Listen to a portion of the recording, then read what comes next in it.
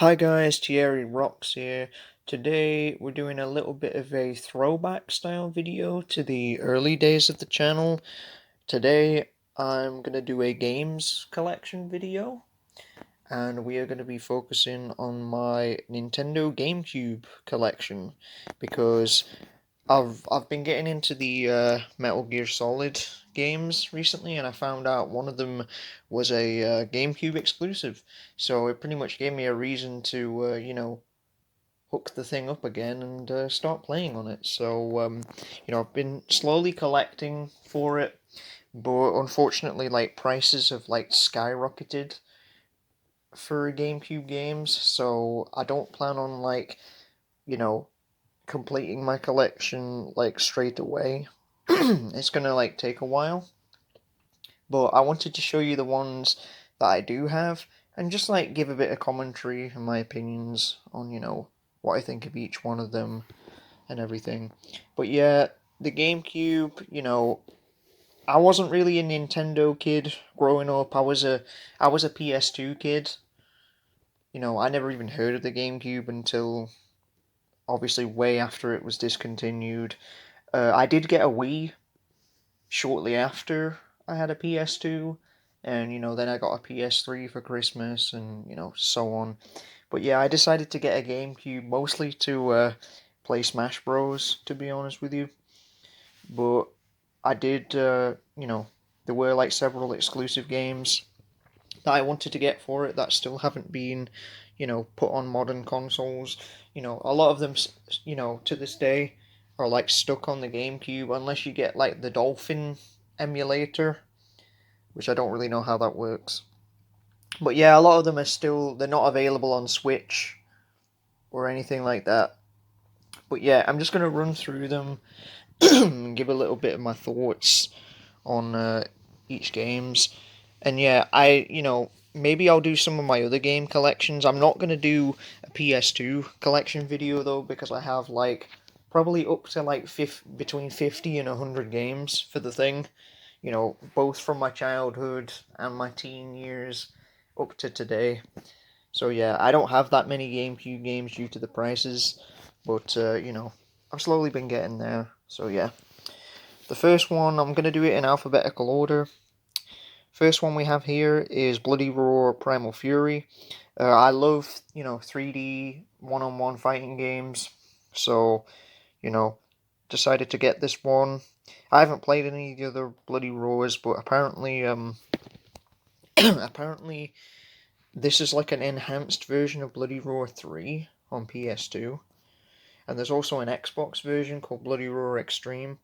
But yeah, the thing that makes this game different than, similar ones like Tekken and Virtual Fighter Dead or Alive is that you basically can go into beast mode, so you turn into like an animal hybrid once you build up a meter. So it's like you can play as two characters at once. So it adds a bit more variety. The graphics are really nice, but yeah, I'm not very good at this game, to be honest with you. Uh, there's the back of it. But yeah, it's actually kind of sad that this franchise is basically dead due to apparently Bloody Roar 4 was really bad, and then the rights issues with it.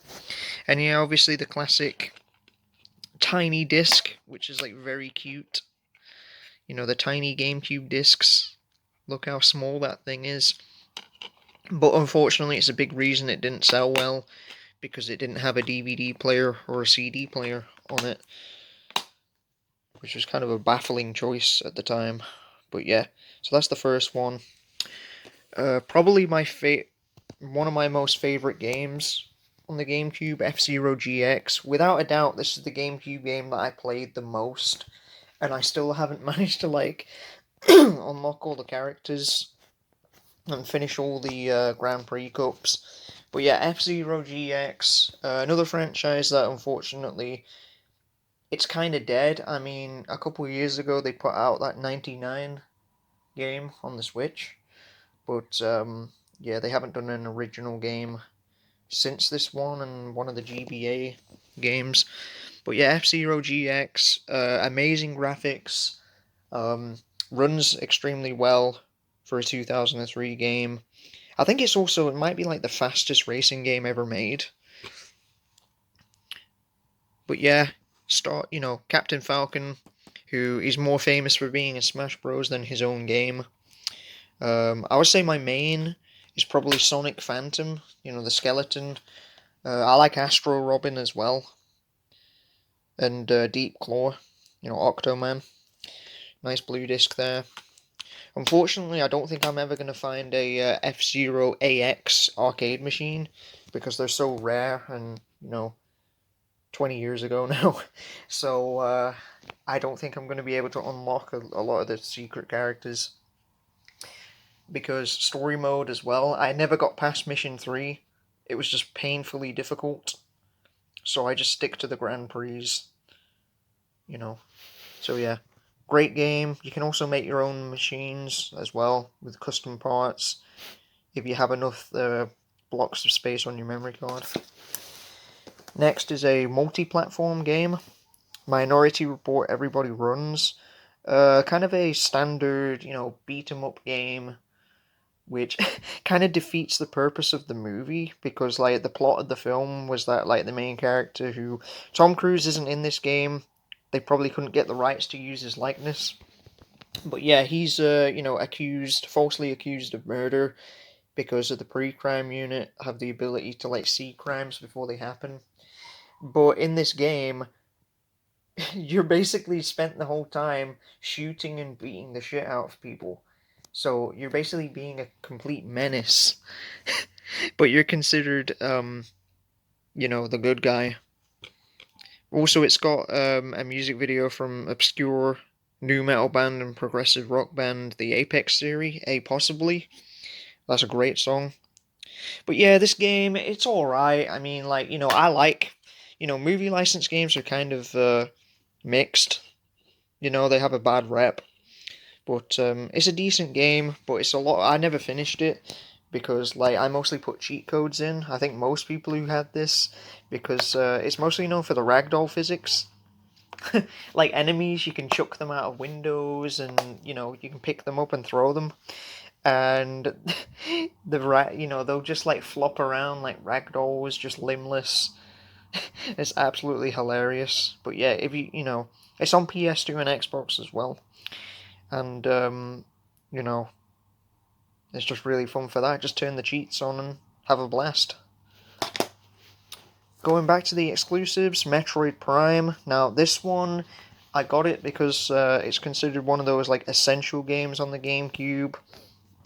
But, it has a remaster on the Switch, and it's on Nintendo Wii as well, but it was the first Metroid game in years.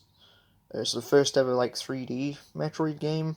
It's in first person, but it's not an FPS game. It's not a first person shooter. It's more of an adventure game, since the enemies are mostly pretty easy to kill. But yeah, this game, I did manage to beat it, but I honestly think it's like a 6 out of 10 game. There's things I really enjoy about it, but there's things I also hated about it, and I'm probably never going to pick it up and play it again. And also, there's a sequel, Metroid Prime 2 Echoes, which I'm probably not even going to bother getting that one anytime soon, just because of how I felt with this one. But yeah, it was also my first ever Metroid game, and I know that they're mostly notorious for, the sort of exploration and the backtracking. Um, they get really annoying at times. I had to look up like walkthroughs because I got lost and had no idea what the hell I was doing. But yeah, it does have plenty of good things. I really like how you can unlock like the arm cannons and different features as you play. The ball is probably the most fun thing in the game, just rolling around as a ball, getting in like, you know, inaccessible like small corners that you couldn't go through. But yeah, you get like a standard like laser beam, you get like a electricity beam, an ice beam, a fire or plasma beam. That's really fun. And I think the most fun thing was just like opening up like new levels of the worlds, just exploring. It gave me an incentive to keep playing because there's a fire world, there's an ice world, there's your standard kind of desert world, there's like the green overworld, and then there was like the phase-on mines, which were really difficult. And also the bosses were really bloody annoying. I had to like look up how to beat them. By the way, I'm gonna keep showing the just the manual and the disc inside as well when I do this. But yeah, I enjoyed it, but it was a very 6 out of 10 game. The graphics as well were very beautiful and have aged really well. But yeah, it was just extremely annoying at times, and the controls.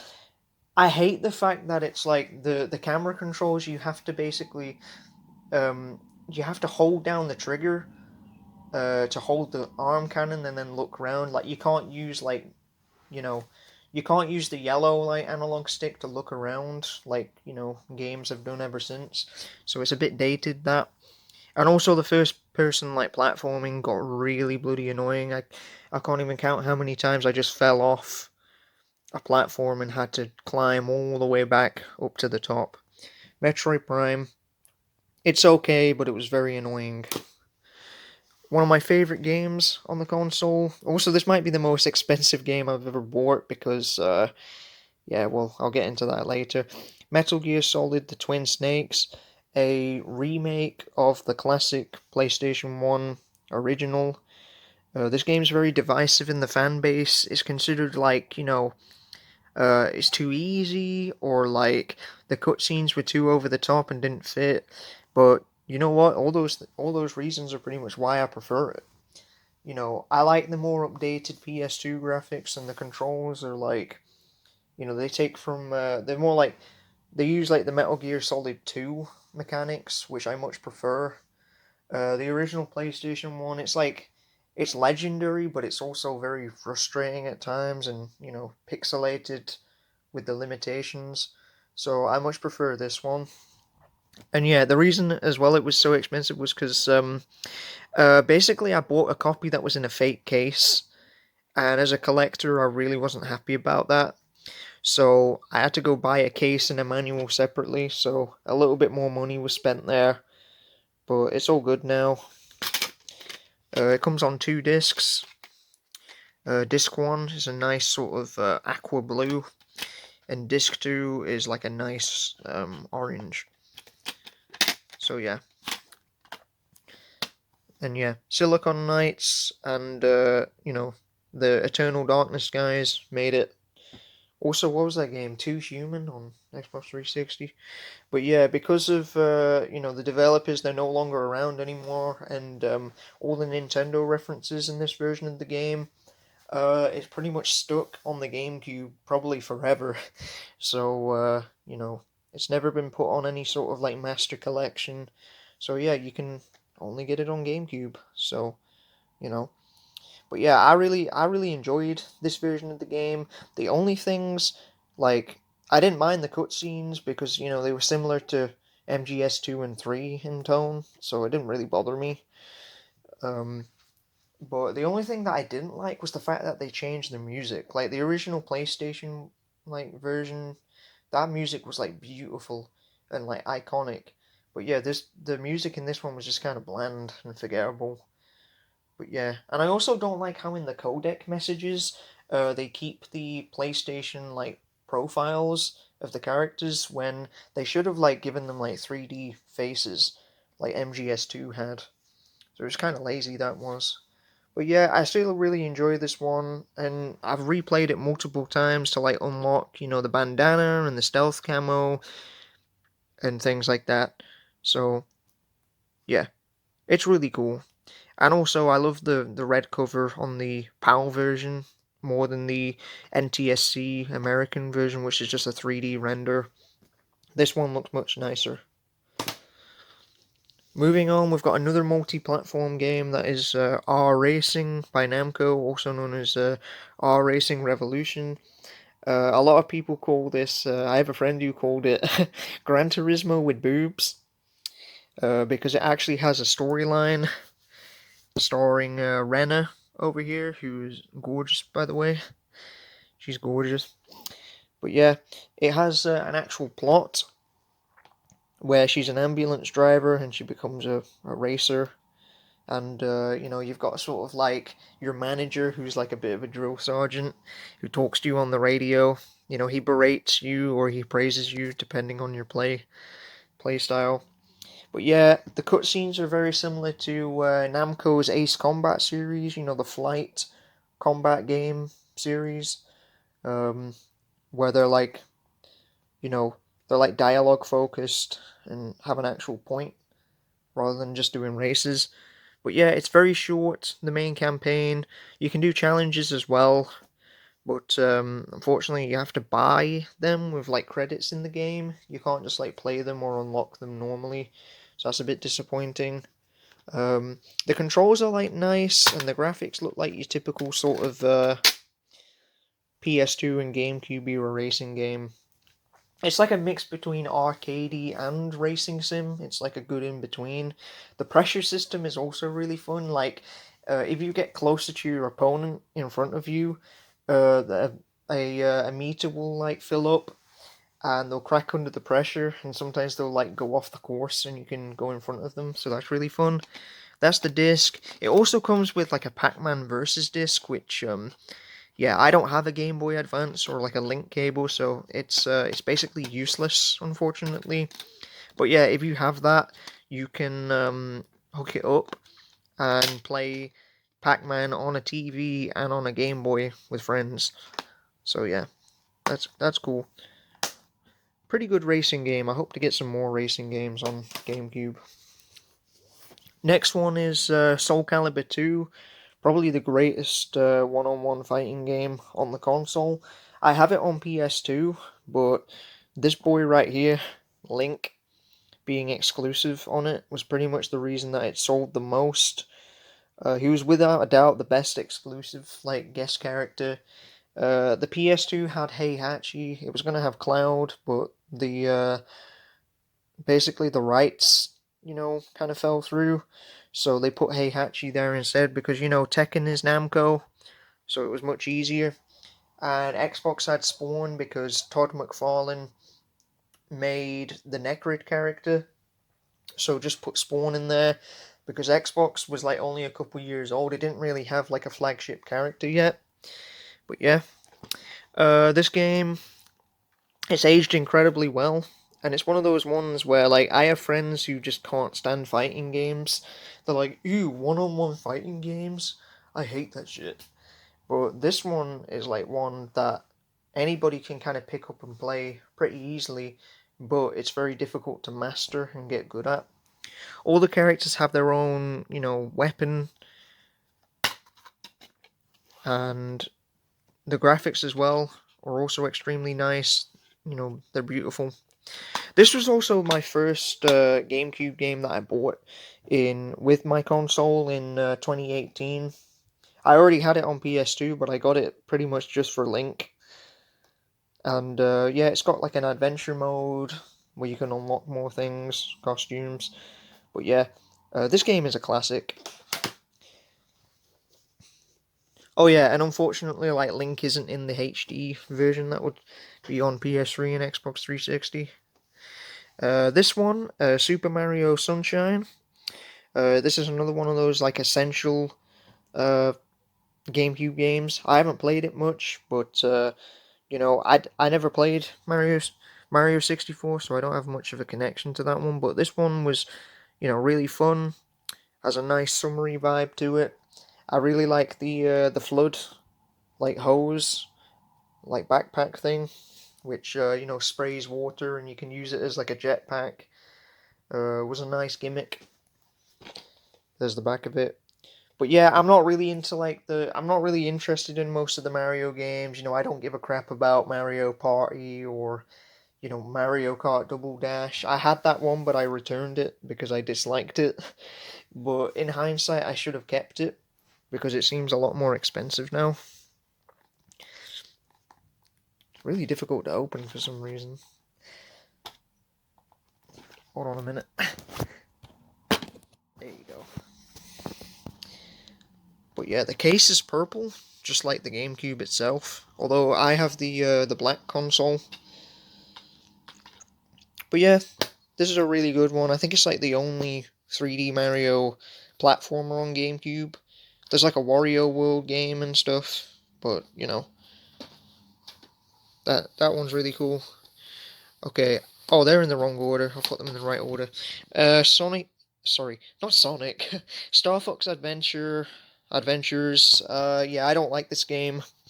I bought it because I think I actually traded Mario Kart for this one, and yeah, I really wasn't into this one. Star Fox fans don't like it because there's not a lot of flying in it, but that's really not what bothered me. I just found the game kind of boring. The graphics were nice though. But yeah, I'm more really into these kind of adventure kind of style games. I thought it was very like long-winded and boring. Um, I just got sick of it and didn't finish it. But Crystal is hot though, so that's definitely a positive. But yeah, this was the final Rareware game on a Nintendo console before Microsoft bought them. But yeah, it's not a terrible game, it just wasn't for me. And another one as well, Star Fox Assault. This one was like very expensive, but I did get a discount on it. But yeah, I wasn't really into this one either. It was a bit better than Adventure because, you know, it had more flying in it and gunplay and vehicles. It reminded me of like Warhawk on PS3 and, you know, the Halo games. But yeah, I didn't like the controls, to be honest with you.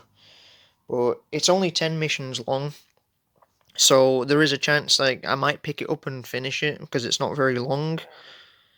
But yeah, there's the inside of it. I do like the character designs though. They're very charming. I think there was also a Star Fox on Wii U which wasn't very good. Right, we're coming to the end now, guys. We have the classic Super Smash Bros. Melee. I'm not a huge Smash Bros. Fan. They're alright games. I mostly just prefer them with like, you know, with friends, you know, local multiplayer, and you know, my partner playing it. It's fun, but I'm not like obsessed with the game, know all the mechanics, you know, go to tournaments and, you know, not showering or not taking care of my hygiene over Smash Bros. You know, stereotypes. But yeah, this game, it's aged very well. The graphics are still really good. It was a massive upgrade from the first one on N64. Um, has way more features, way more modes. Spent a lot of hours like unlocking the characters, but not Mewtwo though because it was like stupid. I mean, it was like you had to like leave your console on for 24 hours to unlock Mewtwo, some stupid stuff like that. The classic symbol and red disc over there. If you're wondering, my mains are Captain Falcon, and I also like Fox McCloud as well, which is like shame that I don't really like his games very much, but I just like their playstyle. Pikachu as well. It's quite a fun character to play as. And what's he called? Marth and the other guy with the sword. Lloyd, I think his name is. But yeah, it's a really great one. And these last two games I don't have a high opinion of. Legend of Zelda Wind Waker. I don't know why I bought this one. I mean, I played the N64 ones on an emulator years ago, but this was my first proper one. And I thought it was boring as hell. I just really did not get into it. I wasn't into the cartoony style, you know, compared to the sort of grittier, you know, art style. But yeah, I just don't like Legend of Zelda games like that much. I like the characters, but it's one of them things where it's like if you didn't grow up with it as a child, you're not really gonna get into it now. I think the newer ones are a bit easier to handle, but yeah. It also came with a Ocarina of Time disc, but yeah, I didn't I never played it because I didn't like this one. I found it disappointing. Yeah, the gold disc is nice though. But yeah, that's the bonus disc. But yeah, the problem is though is that I can't exactly get rid of it because this game is like really expensive now. It's like massively gone up in price. Even like, come on guys, I mean, there's no reason to do that. I mean, it's still on like Wii U or something. But yeah, I don't know if I should sell it or just keep a hold of it anyway. But yeah, who knows, maybe I'll finish it one day. And the last game is another kind of puzzling one. What's it called? Beautiful Joe, Red Hot Rumble. Yeah, I don't even have the first two Beautiful Joe games, but they were more like side scroller beat 'em ups. This one was like a platformer fighting game, which the only reason I bought it was because I heard like it was similar to Smash Bros. So I was like, yeah, I want to play another game like that. But yeah, I didn't know any of the characters, and I found it way too difficult, like the special moves. So I never played it again. I really wasn't into it. But yeah, I can't exactly get rid of the game because it's like shot up in price. It's like it was 12 quid when I bought it, and now it's like 50 or 60 quid, maybe even 70 or 80. So yeah, and it's I think it's also GameCube exclusive as well. But yeah, that's pretty much it, guys. That's my GameCube collection. I'm gonna put them all here. It's a neat little console. It was a bit of an underdog. Like, didn't sell. I mean, the PS2 obviously was the greatest selling console of all time, but you know, even the Xbox sold better. But it's a neat little console.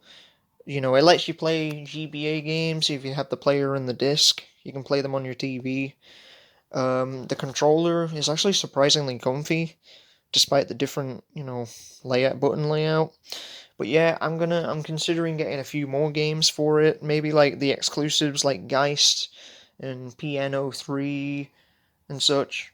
There's other like multi-platform games I'm thinking of getting, like Knights of the it's like Knights of the Crusade or something like that. Knights of the Temple, Infernal Crusade, Spider-Man 2, not the PS5 game, the original 2004.